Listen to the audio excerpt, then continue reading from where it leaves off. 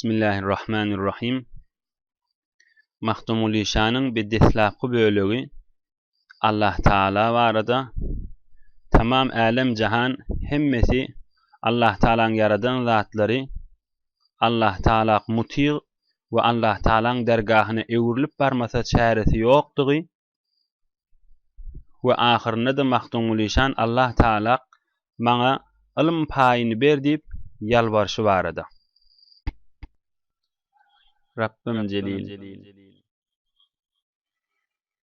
On fekkil min alem ehlin bareden Rabbim celil. Döndürüp dergahına hemraz eden Rabbim celil.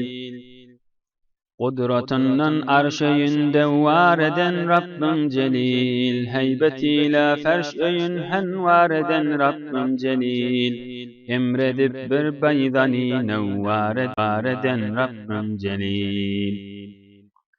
On sekiz min alem ehlin bareden Rabbim celil. Döndürüp dergahına hemraz eden Rabbim celil. Kudratından arş öyünde var eden Rabbim celil. Haybatiyle ferş öyün henvar eden Rabbim celil. Emredip bir baydani nevvar eden Rabbim celil. Emredip bir baydani nevvar eden Rabbim celil. 18 min tamam alemi halk eden Rabbim Allah Teala döndürüp dergahına hemraz eden Rabbim celil hemme yaradan zatlarını öwürlip yönü öz dergahına gelmeli edip koyuptur. Kudreti bilen arş öyünü dewwar dair edip koyuptur, halk edip koyuptur. Öz haybati bilen yeri yanadıp we bir toğuluk ulukon yumurtga yanak bolup duran bir güni alem cihana yaktı salıp duran, nurli yalqım salıp duran edip koyun Allah Teala. Ayri sevdaya saliban rayeni her bendenin, hoş acab sereşte birle mordenin hem zendenin. Düzzemi cengellemi ya her yerdeki derrendenin, yeryüzünde her nebat her nerteke cun bendenin. Rızkını taksim edip teyyar eden Rabbim celil. Rızkını taksim edip teyyar eden Rabbim celil. Rızkını taksim edip teyyar eden Rabbim celil.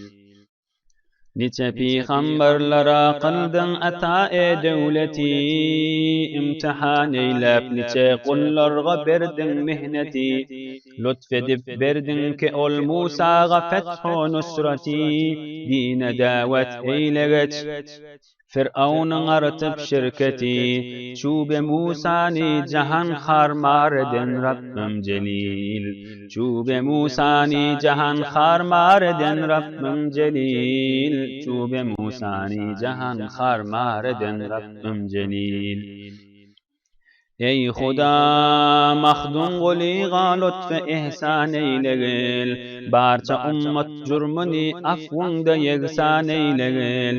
Dünya ahir maksadım sen barın asan eylegil. Keşfedip ilmi ledunni ehli irfan eylegil. Bi haber dillerge sir aşkar eden Rabbim celil.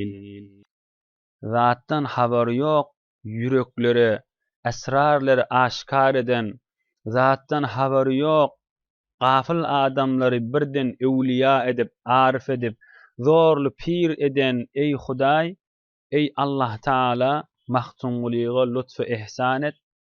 Bir mahtumgulu değil, belki tamam ümmet-i İslam'ın günahını affet. Hudaya men dünya ve ahiret maksadım himmetin asan etti bir, bana öz yanından kän ilm et bir, meni ehli irfan bir pirlen evliyalan yolunu bolup duran Allah Teala ve Resulullah'a hak aşıklardan etcan Huday deyip yalvarıya. Ey Huda mahdum guliga lütfu ihsan eylegil. Barça ummet cürmünü afvunda yeksan eylegil. Dünya ahir maksadım sen barın asan eylegil. Keşfedip ilmi ledunni ehli irfan eylegil. bi haber dillerge sır aşkar eden Rabbim celil. Bi haber dillerge sır aşkar eden Rabbim celil. Bi haber dillerge sır aşkar eden Rabbim celil.